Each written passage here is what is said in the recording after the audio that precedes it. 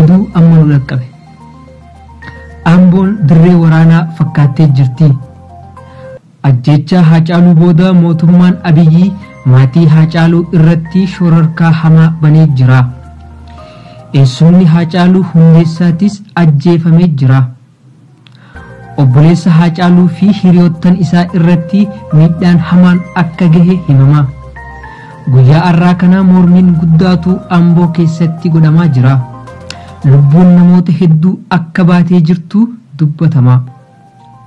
Reefki Haacaaluutis Finfinneetti akka awwaalamuu qabu Jawaar Mohammadii fi Baqqala Garbaan hatattamatti akka gadhiifaman gaafiin itti fuftee jirti.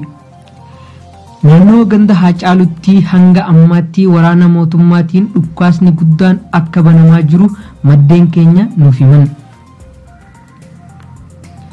Haaluma wal fakkaatuun Oromiyaa naannolee garaagaraa keessatti dhukkaasa waraana mootummaatiin lubbuun daa'immanii, lubbuun haadholii, lubbuun uummata Oromoo akka bahaa jirtu odeeffannoon arganne ni ibsa.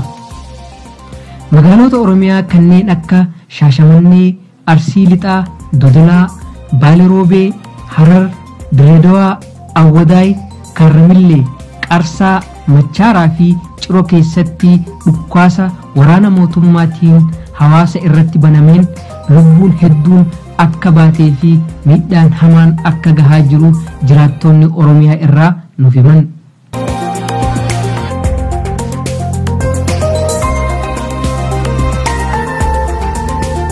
Mootummaan Biltsiginnaa kaayyoon isaa kan gaafa Haayile Sillaasee fi Minilikiin garaagarummaa takka hin qabu.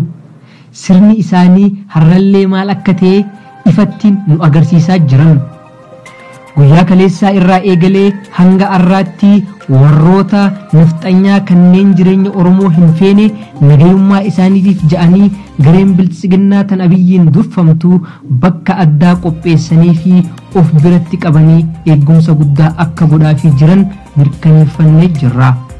Hayyoota Oromoo garuu kanneen akka Jawaar Mohammad, Baqqala Garbaa fi Hamzaa Booranaa maakalaawii cufamtee turte jedhan sanitti hidhanii jiran. Mootummaan Biltsiginnaa tuffii uummata Oromootiif qaban ifaan ifatti agarsiisaa jiran. Odeeffannoo isin biraan ga'u itti fufnaa isinis carcartuu irratti nu hordofaa.